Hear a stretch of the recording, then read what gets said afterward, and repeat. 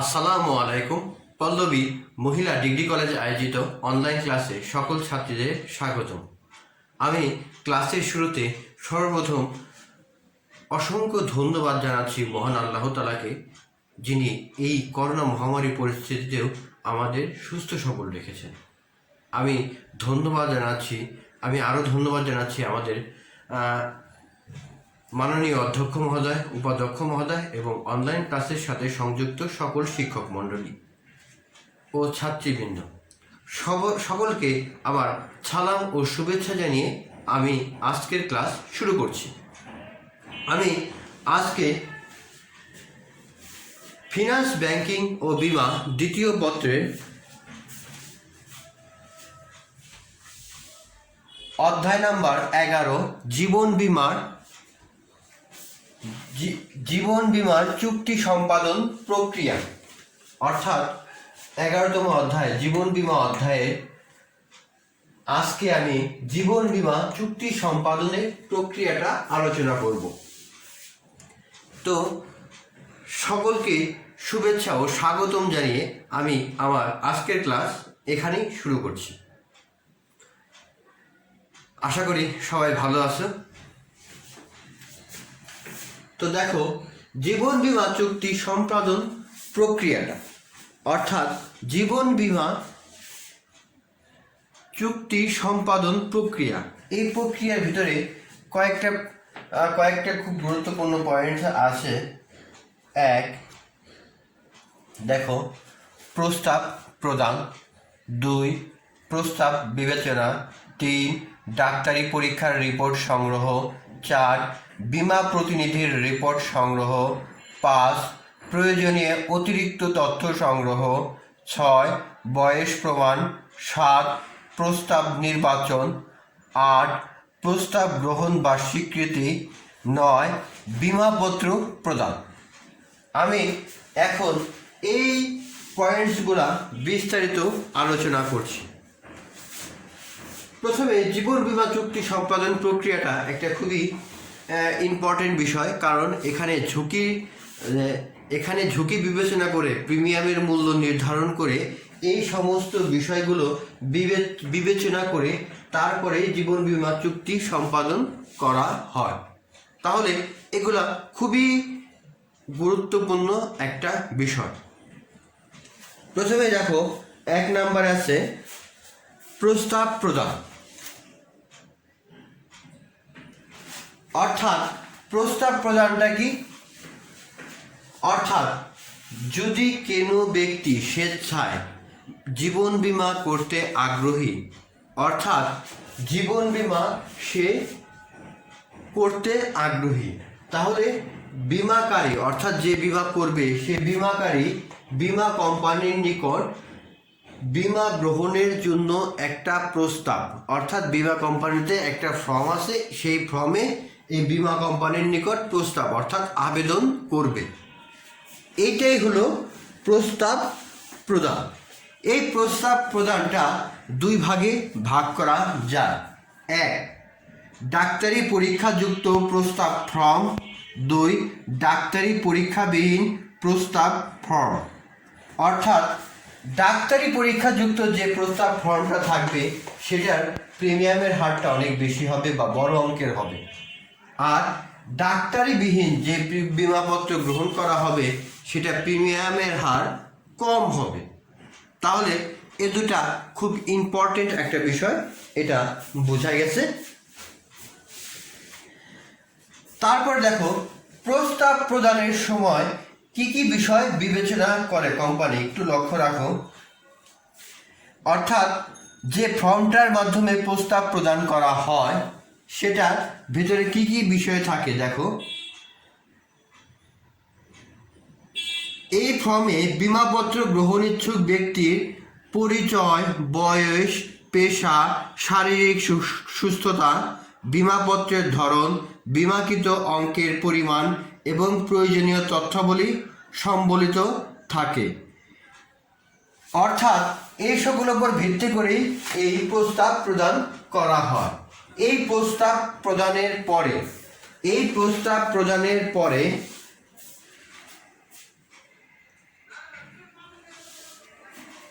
এই প্রস্তাব প্রদানের পরে প্রিমিয়ামের নির্ধারিত হয়, অর্থাৎ কি পরিমাণ প্রিমিয়াম সে প্রদান করবে সেটা নির্ধারিত হয়। তারপরে এই প্রস্তাব প্রদানের সাথে সংযুক্ত সকল তথ্যাদি যদি সঠিক না থাকে তাহলে বীমা কোম্পানি এই প্রস্তাব বাতিল করে দেবে। তাহলে প্রস্তাব প্রদানটা খুবই গুরুত্বপূর্ণ একটা বিষয়। 2 নাম্বারটা দেখো, প্রস্তাব বিবেচনা, অর্থাৎ এই ক্ষেত্রে বীমা কোম্পানি তার গৃহীত প্রস্তাব বিবেচনা করবে। 2 নাম্বার স্টেপে দেখো, প্রস্তাব পাওয়ার পর বীমা কোম্পানি তা বিশেষভাবে পর্যালোচনা করে।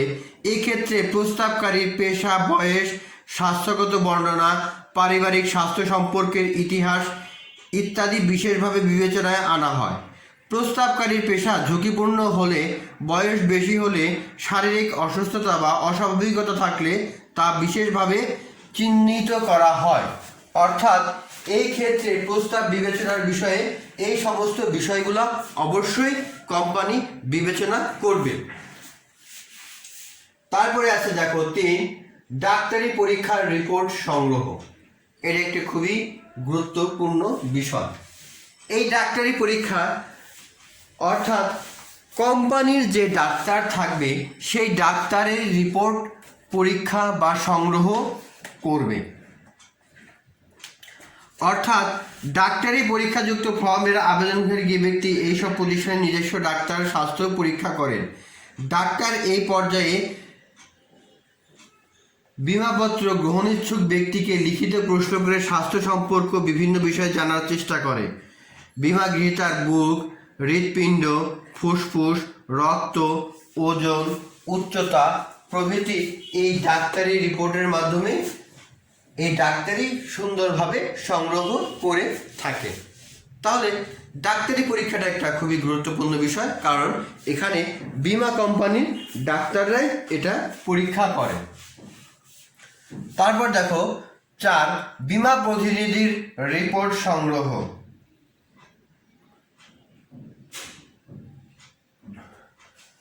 বীমা প্রতিনিধি যে এই প্রস্তাবের ভিতরে যে সকল তথ্য দিয়েছে এই সকল তথ্য যাচাই বাছাই করে একটা রিপোর্ট প্রদান করে। এখন সে এই রিপোর্টটা বিভিন্ন মানুষের কাছ থেকে সংগ্রহ করতে পারে, অর্থাৎ যে ব্যক্তির বীমা করেছে তার বন্ধুবান্ধব অথবা তার ব্যক্তিগত যে ডাক্তার আছে এই ডাক্তারের মাধ্যমে সে এই রিপোর্ট সংগ্রহ করতে পারে। তারপর দেখো প্রয়োজনীয় অতিরিক্ত তথ্য সংগ্রহ।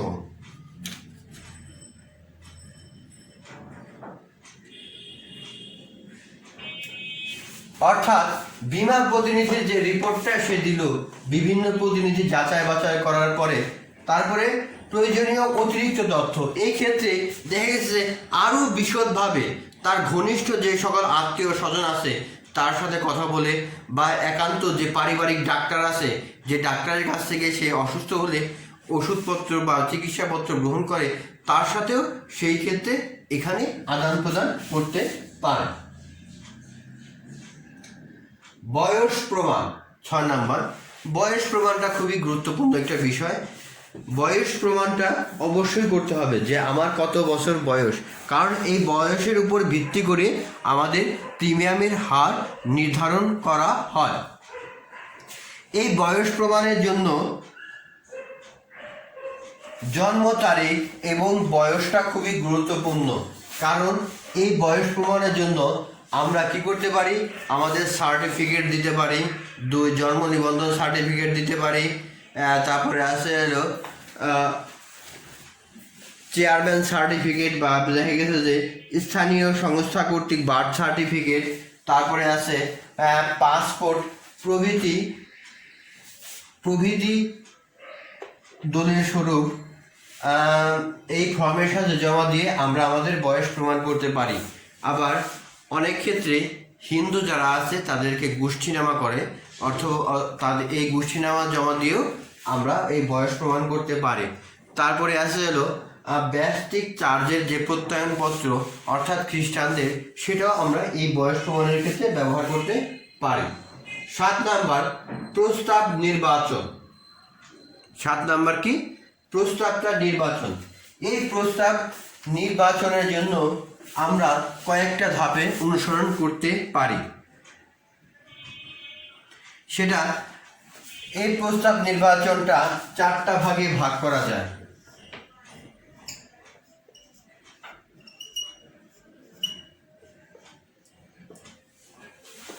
অর্থাৎ এই 4টা ভাগে আমরা এই প্রস্তাব নির্বাচনটা ভাগ করতে পারি।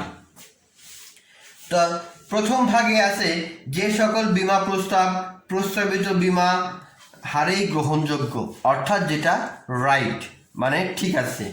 2 নাম্বার বা দ্বিতীয় শ্রেণী হলো যে সকল বীমা প্রস্তাব বাড়তি প্রিমিয়াম ধার্য করে বা কোনো শর্ত সাপেক্ষে গ্রহণযোগ্য। 3 যে সকল বীমা প্রস্তাব সরাসরি প্রত্যাখ্যানযোগ্য নয়, আরও ডাক্তারি পরীক্ষা ও খোঁজ খবর নেওয়া প্রয়োজন। 4 যে সকল বীমা প্রস্তাব গ্রহণযোগ্য নয়। এই 4 ক্যাটাগরির মাধ্যমেই আমরা বীমা প্রস্তাব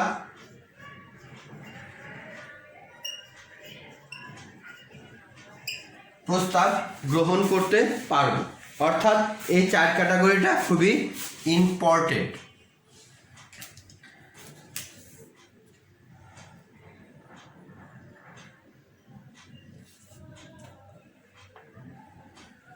আট নাম্বার প্রস্তাব গ্রহণ বা স্বীকৃতি।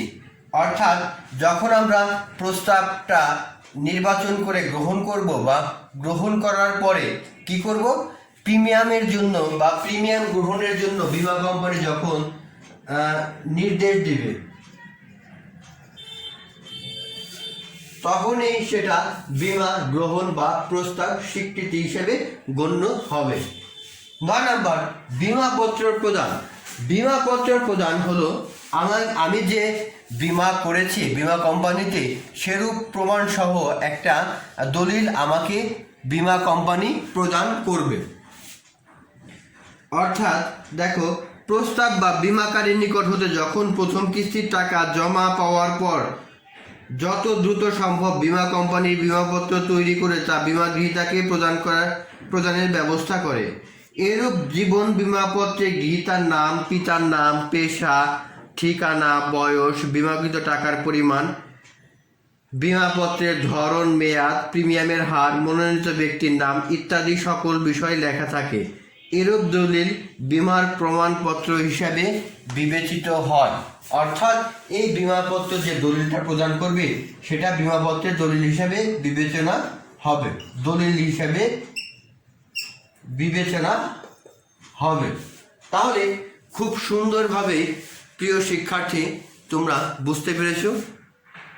অর্থাৎ জীবন বীমা চুক্তি সম্পাদন প্রক্রিয়া, এই প্রক্রিয়ার কতগুলো ধাপ আমরা অনুসরণ করে থাকি। 1 প্রস্তাব প্রদান, 2 প্রস্তাব বিবেচনা, 3 ডাক্তারি পরীক্ষা ও রিপোর্ট সংগ্রহ, 5 বীমা প্রতিনিধির রিপোর্ট সংগ্রহ, 4 বীমা প্রতিনিধির রিপোর্ট সংগ্রহ, 5 প্রয়োজনীয় অতিরিক্ত তথ্য সংগ্রহ, 6 বয়স প্রমাণ, 7 প্রস্তাব বিবেচনা, 8 প্রস্তাব গ্রহণ বা স্বীকৃতির নির্দেশ বা স্বীকৃতি, 9 বীমাপত্র প্রদান। অর্থাৎ এই কয়েকটা ধাপ আমরা যখন পর্যায়ক্রমে অনুসরণ করব সেটা কিন্তু খুবই গুরুত্বপূর্ণ, কারণ এই ধাপটা বীমা কোম্পানি এবং বীমা গ্রহীতা এবং বীমা কোম্পানি বা প্রস্তাবকের খুবই গুরুত্বপূর্ণ একটা বিষয়।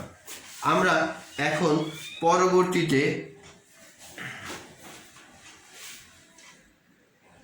জীবন বীমা প্রিমিয়ামের হার নিয়ন্ত্রণকারীর উপাদান সম্পর্কে আমরা জানব।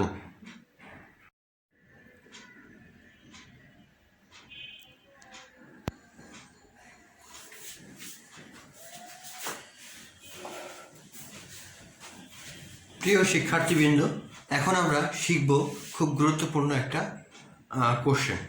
সেটা হলো জীবন বীমা প্রিমিয়ামের হার নিয়ন্ত্রণকারী শর্তাবলী বা উপাদান। অর্থাৎ জীবন বীমা শর্তাবলী বা প্রিমিয়ামের হার নির্ধারণের যে উপাদানগুলো আছে সেই সম্পর্কে আমরা এখন বিস্তারিত আলোচনা করব। এইটা খুবই গুরুত্বপূর্ণ, কারণ এখান থেকে তোমাদের বিভিন্ন বোর্ডে বিভিন্ন সময়ে এই কোশ্চেনগুলো এসে থাকে। তাই দেখো, এই উপাদানগুলোর ভিতরে আছে 1 নাম্বার প্রস্তাবিত বিমাকৃত অর্থ, 2 বিমাপত্রের মেয়াদ, 3 ঝুঁকির ধরন, 4 বিমাপত্রের ধরন, 5 বিনিয়োগের সুবিধা, 6 ব্যবস্থাপনা খরচ। অর্থাৎ ঝুঁকির ধরনের ভিতরে আবার কয়েক ভাগে ভাগ করা যায়। 1 বিমাকৃত ব্যক্তির বয়স, 2 পেশা, 3 স্বাস্থ্যগত অবস্থা, 4 চরিত্র ও অভ্যাস, 5 পারিবারিক ইতিহাস, 6 বাসস্থান, 7 আর্থিক সামর্থ্য, 8 শিক্ষা ও জীবনযাত্রার মান। আমরা এই সম্পর্কে বিস্তারিত এখন আলোচনা করব।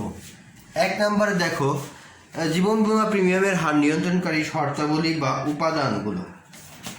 অর্থাৎ একটা প্রতিযোগিতাপূর্ণ বাজারে বা বীমা ব্যবসার জগতে কিস্তির সংখ্যা বা এর হার সঠিকভাবে নির্ধারণের উপর জীবন বীমা প্রতিষ্ঠানের সাফল্য নির্ভর করে। অর্থাৎ এই যে জীবন বীমা প্রিমিয়ামের হার, এই কিস্তিগুলো যখন আমরা নির্ধারণ করব, সেই নির্ধারিত কিস্তি এই কিস্তির সংখ্যা এবং হার সঠিকভাবে যদি আমরা সঠিকভাবে এটা নিয়ন্ত্রণ করতে পারি বা উপস্থাপন করতে পারি, তাহলে আমরা এই বীমা কোম্পানিগুলোর প্রতিযোগিতাপূর্ণ বাজারে টিকে থাকবে। তারপর দেখো, প্রতিটা ক্ষেত্রে ঝুঁকির পরিমাণ সুষ্ঠুভাবে নির্ধারণ যেমনি আবশ্যক, তেমনি প্রিমিয়ামের হার ও কিস্তির সংখ্যা এমনভাবে নির্ধারণ করা উচিত যা বীমাকারীদের সামর্থ্য সীমার মধ্যে থাকে। অর্থাৎ জীবন বীমা প্রিমিয়ামের হারটা এমনভাবে নির্ধারণ করতে হবে যাতে কোম্পানিরও লাভ হবে এবং যে বীমাকারী অর্থাৎ যে বীমা গ্রহণ করেছে তারও লাভ হবে, বা সে যেন তার এই বীমা কিস্তি চালিয়ে যেতে পারে। তাহলে আমরা এখন ভালো মতো বুঝলাম। এখন আমরা এই সম্পর্কে বা প্রস্তাবিত বিমাকৃত অর্থ। 1 নাম্বার দেখো, প্রস্তাবিত বিমাকৃত অর্থ। অর্থাৎ প্রস্তাবিত বিমাকৃত অর্থ হলো যে পরিমাণ অর্থের জন্য আমি প্রথমে বীমা করার জন্য প্রস্তাব উত্থাপন করব। এটা খুবই গুরুত্বপূর্ণ একটা বিষয়।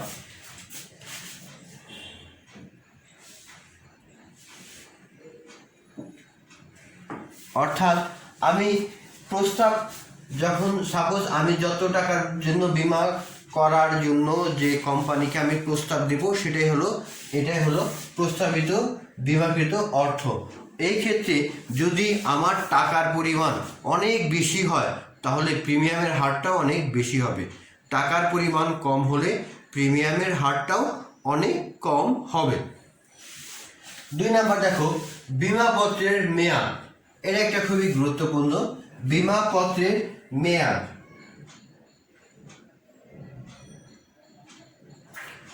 বীমাপত্রের মেয়াদটা একটা খুবই গুরুত্বপূর্ণ বিষয়, কারণ এই বীমাপত্রের মেয়াদের উপরে নির্ভর করে এই প্রিমিয়ামের হার। অর্থাৎ বীমাপত্রের মেয়াদ যদি খুব বেশি থাকে তাহলে প্রিমিয়ামের হারটাও বা যে পরিমাণ টাকা আমি বীমা কোম্পানিকে দিব সে পরিমাণ টাকা কম, আর যদি মেয়াদ কম থাকে তাহলে প্রিমিয়ামের হারটাও অনেক বেশি হবে। তাহলে ভালো মতো বুঝতে পেরেছ বীমাপত্রের মেয়াদ। 3 নাম্বারটা সবচেয়ে গুরুত্বপূর্ণ একটা বিষয়। দেখো, ঝুঁকির ধরন। অর্থাৎ ঝুঁকির ধরন, এই ঝুঁকির ধরনের ভিতরে আছে বীমাকৃত ব্যক্তির বয়স, তারপরে 2 নাম্বার পেশা, 3 স্বাস্থ্যগত অবস্থা, 4 চরিত্র ও অভ্যাস, 5 পারিবারিক ইতিহাস, 6 বাসস্থান, 7 আর্থিক সামর্থ্য, 8 শিক্ষা ও জীবনযাত্রার মান। এটা কিন্তু খুবই গুরুত্বপূর্ণ এইগুলা বিষয়, এগুলো অবশ্যই আমাদের বিবেচনায় আনতে হবে। 1 নাম্বার দেখো, বীমাকৃত ব্যক্তির বয়স।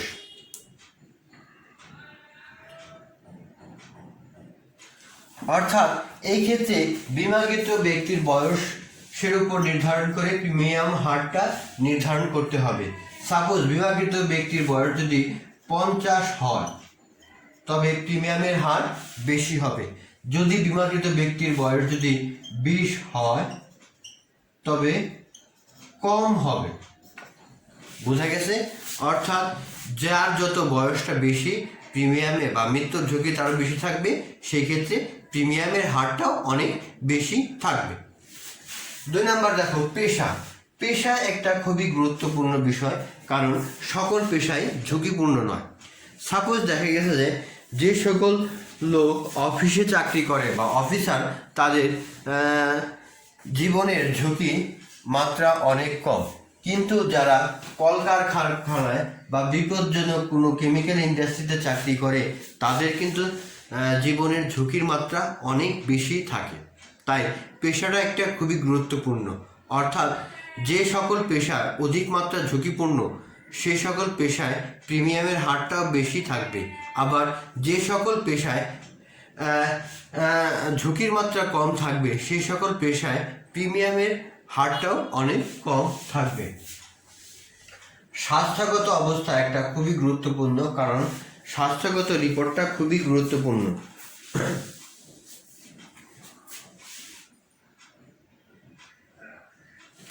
অর্থাৎ বীমাকৃত ব্যক্তির স্বাস্থ্যের অবস্থা খারাপ বা রোগাক্রান্ত, বা দেখা গেছে যে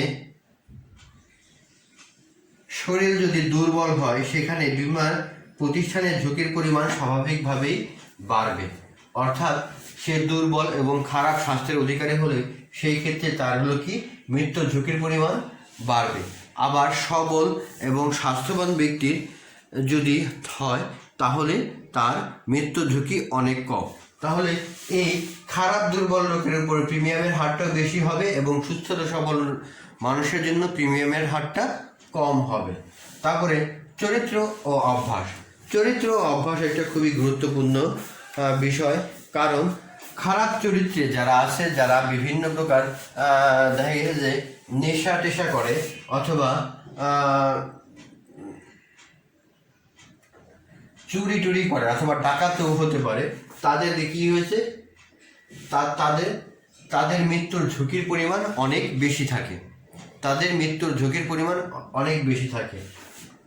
আর পক্ষান্তরে সৎ চরিত্র এবং ভালো অভ্যাসের মানুষগুলা, এদের মৃত্যুর ঝুঁকির পরিমাণ কম থাকে, সেই ক্ষেত্রে তাদের প্রিমিয়ামের পরিমাণও অনেক কম। পারিবারিক ইতিহাস একটা খুবই গুরুত্বপূর্ণ ইতিহাস, বা পারিবারিক একটা খুব গুরুত্বপূর্ণ বিষয় বলে বিবেচিত হয় এখানে, কারণ এখানে পারিবারিকের যে দাদা বা তার চাচা বা তার আত্মীয় স্বজনের যে পারিবারিক ইতিহাস, সেই ইতিহাস এখানে সংগ্রহ করা হয়। অর্থাৎ জীবন বীমা ঝুঁকি নির্ধারণে বীমাকৃত ব্যক্তির পারিবারিক ইতিহাসও বিবেচনায় আনা হয়। পূর্ববর্তী বংশধরদের আয়ুষ্কাল যদি কম হয়, বংশগত রোগ যদি চলতে থাকে, তবে স্বাভাবিকভাবে সেখানে ঝুঁকির পরিমাণ অত্যাধিক। অন্যদিকে এরূপ ইতিহাস বীমাগ্রহীতার অনুকূলে হলে ঝুঁকি কম বিবেচনা হারে প্রিমিয়ামও কম প্রদান করতে হয়। অর্থাৎ পারিবারিক ইতিহাস, যদি আমার বাবা বা দাদার কোনো পারিবারিক রোগ থাকে, তাহলে সেই ক্ষেত্রে প্রিমিয়ামের হারটা অনেক বেশি হবে। কিন্তু যদি এইসব রোগ যদি না থাকে, তাহলে প্রিমিয়ামের হারটা কম হবে বা টাকার পরিমাণটা কম হবে।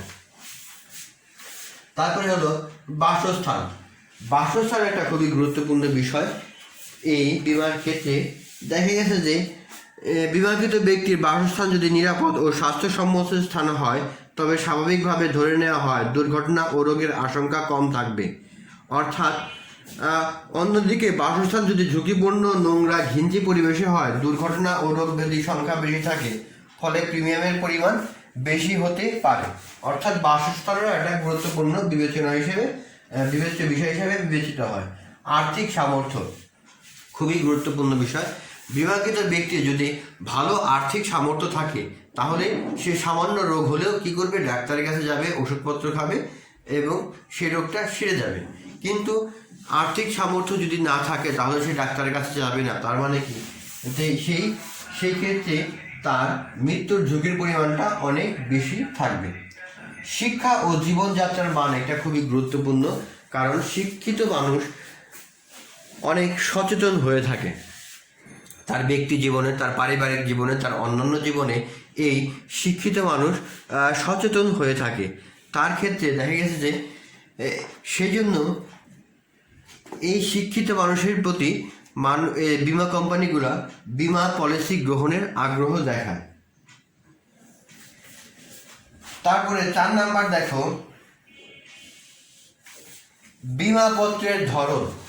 বীমাপত্রের ধরন সেটা হলো মেয়াদি এবং আজীবন হতে পারে। আজীবন হলে প্রিমিয়ামের পরিমাণ কম হবে, আর মেয়াদি হলে এটা বিভিন্নভাবে হতে পারে বিধায় এর প্রিমিয়ামের পরিমাণটা অনেক বেশি হবে।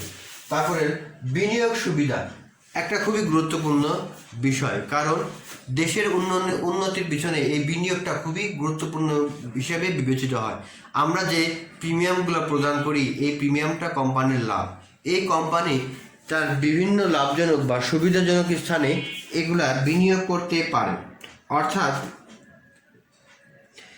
বিনিয়োগ থেকে প্রাপ্ত লাভ বা ঋণ হতে প্রাপ্ত সুদ বীমা কোম্পানির আয়ের একটি গুরুত্বপূর্ণ উৎস হিসাবে বিবেচিত হয়। দেশ যদি এরূপ বিনিয়োগ সুবিধা বীমা প্রতিষ্ঠানের জন্য অনুকূল হয়, তাহলে কম প্রিমিয়াম নিয়ে বীমা কোম্পানি ভালো ব্যবসা করতে পারে। এরূপ সুবিধা ভালো না থাকলে স্বাভাবিকভাবে প্রিমিয়ামের হারটাও অনেক বেশি হবে। 6 নাম্বার, ব্যবস্থাপনা খরচ, অর্থাৎ ব্যবসা প্রতিষ্ঠান চালাতে গেলে যে একটা ব্যবস্থাপনা খরচ আছে, সেই খরচটা এখানে দিতে হয়। অর্থাৎ এই বীমা কোম্পানি যে মুনাফাটা লাভ করবে, সেই মুনাফা থেকেই এই ব্যবস্থাপনা খরচটা রাখবে। এই ক্ষেত্রে যদি কোম্পানির ব্যবসা ভালো থাকে, তাহলে প্রিমিয়ামের হারটাও কমে আসবে, কারণ এই প্রিমিয়ামের উপর ডিপেন্ড করে তাদের ব্যবসায়িক খরচটা সে নির্ধারণ করে। আবার অন্যদিকে প্রতিষ্ঠানের খরচ কম হলে প্রিমিয়ামের হারও কম হবে। আবার প্রতিষ্ঠানের উক্ত খরচ মিটিয়ে মুনাফা করার স্বার্থে প্রিমিয়ামের হার বাড়াতে পারে। তার মানে কি, প্রতিষ্ঠান যদি চায় যে আমি বেশি লাভ করব, তাহলে কি হবে, প্রিমিয়ামের হারটা বাড়বে। তাহলে খুব সুন্দরভাবে তোমরা এটা ভালো মতো বুঝতে পারলা। জীবন বীমা প্রিমিয়ামের হার নিয়ন্ত্রণকারী শর্তাবলী বা উপাদান: 1. প্রস্তাবিত বীমাকৃত অর্থ। 2. বীমাপত্রের মেয়াদ। 3. ঝুঁকির ধরন। 5. 4. বীমার পত্রের ধরন। 5. বিনিয়োগের সুবিধা। 6. ব্যবস্থাপনা খরচ। এই ঋণ সুবিধার ভিতরে এইগুলা আছে, যা তোমরা ভালো মতোই মনে হয় বুঝতে পেরেছ। যদি কোনো বুঝতে অসুবিধা হয়, তাহলে কমেন্টস বক্সের মাধ্যমে, অবশ্যই কমেন্টসের মাধ্যমে আমাদেরকে জানিয়ে দেবে। আমরা পরবর্তীতে আমি পরবর্তীতে তোমাদের এটা সমাধানের চেষ্টা করব।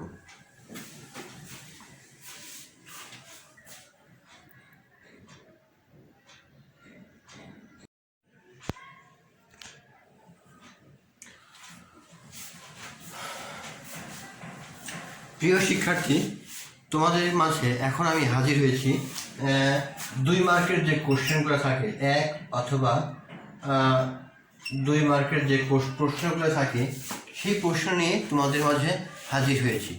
এই কয়েকটা পয়েন্টগুলো খুবই গুরুত্বপূর্ণ বিষয়। দেখো, 1-এ দেওয়া আছে আজীবন বীমাপত্র। 2. মেয়াদি বীমাপত্র। 3. সাময়িক বীমাপত্র। 4. যৌথ বা যুগ্ম বীমাপত্র। 5. গোষ্ঠী বীমাপত্র। প্রিমিয়াম, বোনাস, বার্ষিক বৃত্তি, সমর্পণ মূল্য, পূর্ণ বীমা, মৃত্যুহার, পঞ্জি, দ্বৈত বীমা। এই সম্পর্কে এখন আমি তোমাদের আলোচনা করব, কারণ এগুলা খুবই গুরুত্বপূর্ণ একটা বিষয়। প্রথমে দেখো, আজীবন বীমাপত্র, অর্থাৎ আজীবন বীমাপত্রটা কি? আজীবন বীমাপত্রটা বলতে বুঝবো যে আমার মৃত্যু পর্যন্ত এর প্রিমিয়ামটা আমার দিয়ে যেতে হবে। অর্থাৎ প্রিমিয়ামের পরিমাণ আমি যে পর্যন্ত বেঁচে থাকবো সে পর্যন্ত। অর্থাৎ আমার যারা নমিনি আছে বা উত্তরাধিকারী আছে, তারা আমার এই আর্থিক সুবিধা ভোগ করবে। অর্থাৎ আজীবন বীমাপত্রের এটা এককালীন হতে পারে বা কিস্তির মাধ্যমেও সেটা হতে পারে। আজীবন বীমাপত্রের ক্ষেত্রে প্রিমিয়ামের হারটা অনেক কম হয়ে থাকে। তাহলে 2 নাম্বার দেখো, মেয়াদি বীমাপত্র, অর্থাৎ মেয়াদি বীমাপত্র। এই ক্ষেত্রে একটা নির্দিষ্ট মেয়াদ দেওয়া থাকবে। এই মেয়াদের উপরে ভিত্তি করে এই প্রিমিয়ামটা হারটাও নির্ধারণ করা থাকে। এই ক্ষেত্রে এই মেয়াদের ভিতরে যদি বীমাকৃত ব্যক্তি মারা যায়, তাহলে তার মনোনীত ব্যক্তি এই অর্থ পাবে। অথবা প্রিমিয়ামের যদি দেখা গেছে যে যদি ওই ব্যক্তি যদি না মারা যায়, অর্থাৎ নির্দিষ্ট মেয়াদ অতিক্রান্ত হয়, তাহলে সেই ক্ষেত্রে বীমা কোম্পানি ওই ব্যক্তিকে সমস্ত অর্থ প্রদান করবে। তাহলে আজীবন এবং মেয়াদি বিমাপত্র তোমরা বুঝেছো। একটা হলো মেয়াদযুক্ত, আরটা হলো আজীবন। একটা হলো মেয়াদ, নির্দিষ্ট মেয়াদ দেওয়া থাকবে, যেমন 10 বছর, 5 বছর, 20 বছর। আর একটা থাকবে আজীবন, অর্থাৎ মৃত্যুর আগ পর্যন্ত। ভালো করে খেয়াল রাখবা, কারণ এখান থেকে কোশ্চেনগুলা বেশি বেশি আসে। তারপর দেখো সাময়িক বিমাপত্র, এটা খুবই গুরুত্বপূর্ণ। অর্থাৎ সাময়িক বিমাপত্র হলো স্বল্প মেয়াদের বিমাপত্র, যেটা 3 মাস থেকে সর্বোচ্চ 5 বছরের জন্য যে বিমাপত্র খোলা হয় তাকে সাময়িক বিমাপত্র বলে। অর্থাৎ সর্বনিম্ন 3 মাস, সর্বোচ্চ 5 বছরের জন্য যে বিমাপত্র করা হয় তাকে সাময়িক বিমাপত্র বলা হয়। এই বিমাপত্রের ক্ষেত্রে একটু লক্ষ্য রাখো, এই বিমাপত্রের ক্ষেত্রে অর্থাৎ উক্ত বিমাকারী যদি মারা না যায় তাহলে পুরো টাকাটাই কোম্পানির প্রিমিয়াম হিসেবে, লাভ হিসেবে গণ্য হবে।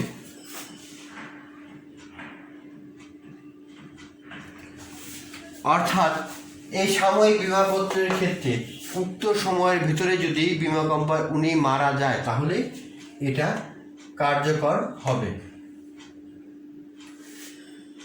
4 নাম্বার যৌথ বা যুগ্ম বিমাপত্র।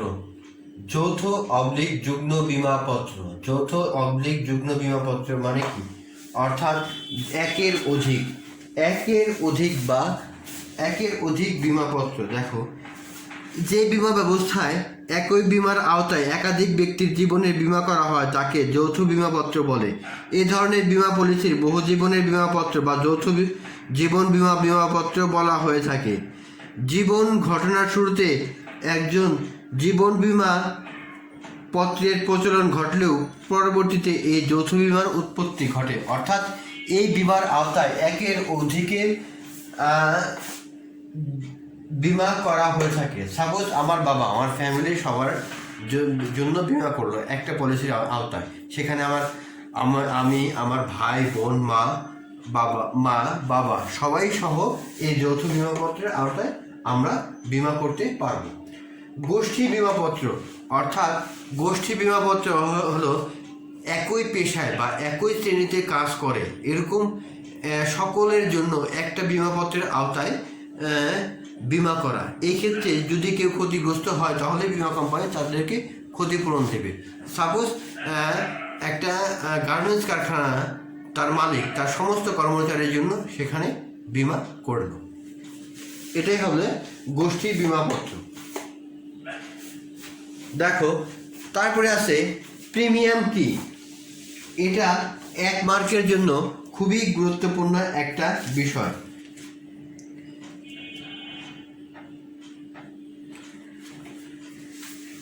প্রিমিয়াম শব্দটা সাধারণত ইংরেজি শব্দ। আমরা প্রিমিয়াম শব্দটাকে সাধারণত বুঝি কিভাবে বুঝি? শেয়ার মার্কেটের মাধ্যমে, বা আমরা অধিহারে যখন বা প্রিমিয়ামে যখন শেয়ারগুলো বিক্রি করি মূলত তখনই বোঝায়। কিন্তু এই বিমা ক্ষেত্রে প্রিমিয়াম বলতে ঝুঁকি গ্রহণের বিনিময় মূল্যকেই সাধারণত প্রিমিয়াম বলে। অর্থাৎ আমরা প্রিমিয়াম বলতে হিসাব বিজ্ঞান থেকে আমরা যেটা বুঝেছি, শেয়ার তার নিজস্ব মূল্য অপেক্ষা যখন অতিরিক্ত মূল্য বিক্রয় হয় তখন তাকে অধিহারে শেয়ার বিক্রয় বা প্রিমিয়ামে শেয়ার বিক্রয়টা বলে।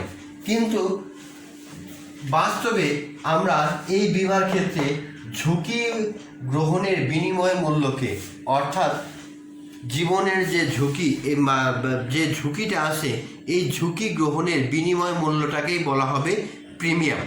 অর্থাৎ আমি একটা ঝুঁকিতে পড়তে পারি, এজন্য আমি বিমা কোম্পানির সাথে চুক্তি করে যে টাকা প্রদান করব এই টাকাকেই বলা হয় প্রিমিয়াম। তাহলে ভালো মতো বুঝতে পেরেছ প্রিমিয়ামটা কি। 6 নাম্বার বোনাস। বোনাস সম্পর্কে তোমরা অনেকেই অবগত বোনাস শব্দটা।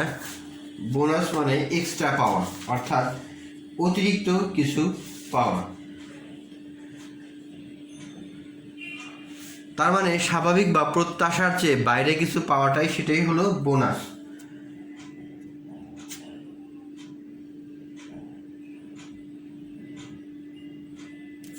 অর্থাৎ সাধারণত ব্যবসা বাণিজ্যের ক্ষেত্রে অতিরিক্ত কিছু পাওয়াটাই হলো বোনাস, কিন্তু বিমার ক্ষেত্রে যখন মুনাফার একটা অংশ পলিসি গ্রাহকরা যখন প্রাপ্ত হবে সেটাকেই বলা হয় বোনাস।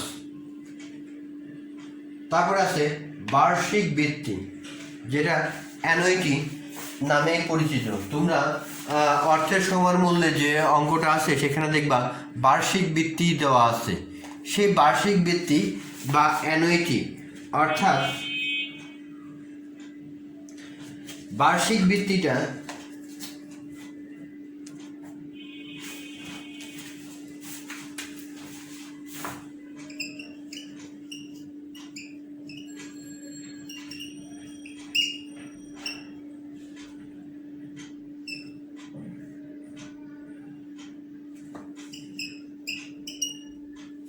ল্যাটিন শব্দ অ্যানুয়াস থেকে এসেছে, ইংরেজিতে অ্যানুইটি।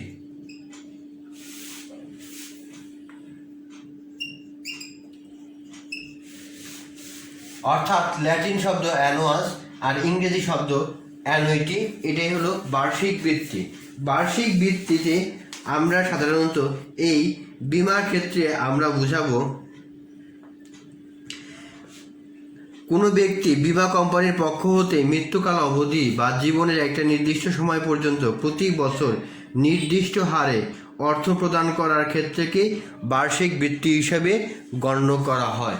অর্থাৎ নির্দিষ্ট হারে, যে আমরা সাপোজ 7,000 টাকা করে প্রতি মাসে বীমা কোম্পানিকে প্রদান করব, এটাই হলো বার্ষিক বৃত্তি, বা বাৎসরিক 7,000 টাকা করে প্রদান করব, এটাই হলো বার্ষিক বৃত্তি। তারপরে আছে সমর্পণ মূল্য, খুবই গুরুত্বপূর্ণ একটা বিষয়। এখান থেকে তো শুধুমাত্র 1, 2, 3, 4 সব কোশ্চেনে থাকতে পারে। এই সমর্পণ মূল্যটা বেশি বেশি করে তোমরা বলবা বাসায়। আমি এই সমর্পণ মূল্যটা এখন দেখিয়ে দিচ্ছি। দেখো, সমর্পণ মূল্য, জীবন বীমা পলিসি খোলার পর কোনো কারণে বীমা গ্রহীতা ওই পলিসি চালিয়ে যেতে অসমর্থ বা অনিচ্ছুক হলে তখন যদি সেই পলিসি বীমা প্রতিষ্ঠানের কাছে সমর্পণ করে এবং বীমা প্রতিষ্ঠান তার বিনিময়ে বীমা গ্রহীতাকে কোনো অর্থ দেয়, তবে তাকে বীমাপত্রের সমর্পণ মূল্য বলে।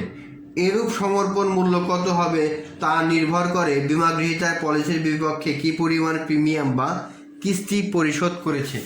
অর্থাৎ একজন ব্যক্তি বীমা পলিসি গ্রহণ করেছে, একটু লক্ষ্য রাখো, বীমা পলিসি গ্রহণ করেছে, সে তার আর্থিক, সাপোজ এই করোনা মহামারীর সময় তার ইনকাম কমে গেছে, এখন কি করবে, সে এটা আর চালাতে পারছে না, তখন কি করবে, সে কোম্পানির কাছে তার বীমা পলিসিটা সমর্পণ করবে। এখন বীমা পলিসি এই সমর্পিত অর্থ বা অসমর্পণ পলিসিটা নিয়ে যে পরিমাণ অর্থ ফেরত দিবে সেটাকেই বলা হয় সমর্পণ মূল্য। পুনর্বীমা, পুনর্বীমা হলো পুনরায় বীমা করা। অর্থাৎ একটা বীমা কোম্পানি একটা বীমা করেছে, দেখা গেছে যে এর ঝুঁকির পরিমাণ অনেক বেশি, এই ঝুঁকির প্রতিদান দিতে গেলে তার কোম্পানি দেউলিয়া হয়ে যাওয়ার সম্ভাবনা থাকবে, সে অন্য একটা কোম্পানির সাথে চুক্তি করবে। এই চুক্তিটা হবে যে পরিমাণ তারা প্রিমিয়াম নেবে সেই পরিমাণ প্রতিদান বা ক্ষতিপূরণ প্রদান করবে। মৃত্যু হার পঞ্জি, অর্থাৎ মৃত্যু হার পঞ্জিটা হলো প্রত্যেক দেশে 1,000 জনে মানুষ কত বছর বয়সে মৃত্যুবরণ করতেছে এরকম একটা তালিকাই হলো এই মৃত্যু পঞ্জি। দ্বৈত বীমা বলতে একটা বিষয়বস্তুর উপর একাধিক বীমা, কিন্তু জীবন বীমার ক্ষেত্রে এই দ্বৈত বীমা করা যায় না। অর্থাৎ একটা বিষয়বস্তুর উপরে আমি 2টা বীমা করতে পারি। সাপোজ আমার একটা জাহাজ আছে, আমি এই জাহাজের 2টা কোম্পানির সাথে চুক্তি করে এই বীমাটা করতে পারবো। তাহলে প্রিয় শিক্ষার্থীবৃন্দ, আশা করি তোমরা ভালো মতন বুঝতে পেরেছ।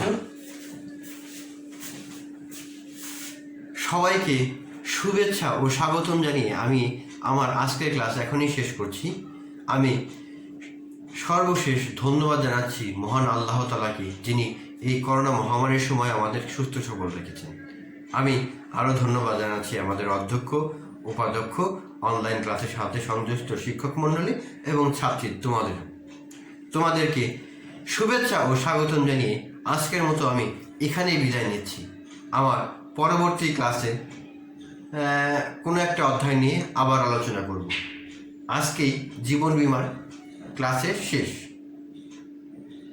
সেই পর্যন্ত সবাইকে সুস্থতা কামনা করছি। আমি আল্লাহর কাছে তোমাদের জন্য দোয়া করছি, আল্লাহ যেন তোমাদেরকে সুস্থ সবল রাখে। তোমরাও আমার জন্য আল্লাহর কাছে দোয়া করবা যেন আল্লাহ আমাকেও সুস্থ সবল রাখে। এই কামনা করে আজকের মতো এখানেই বিদায় নিচ্ছি। সবাই ভালো থেকো, সুস্থ থেকো। আল্লাহ হাফেজ।